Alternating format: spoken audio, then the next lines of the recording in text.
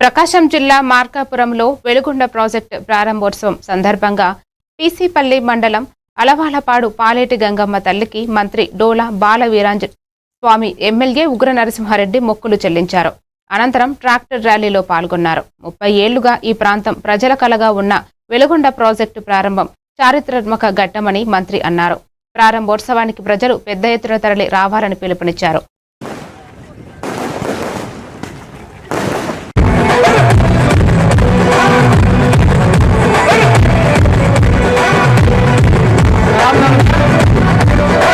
ఎక్కడ? కర్ణాటక. ఎక్కడికి ఎందుకు వచ్చారు? ఏం ఫంక్షన్ ఉంది? అక్కడికి వెళ్ళారు.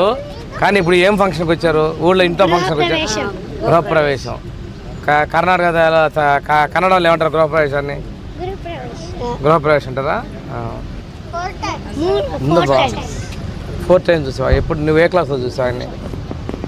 ఒకసారి మా ఇంటికి వచ్చాడు. ఏ క్లాస్లో? 5th standard.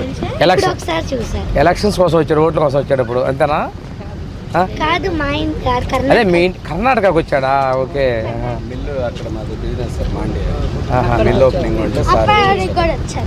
అక్కడికి కూడా వచ్చాను.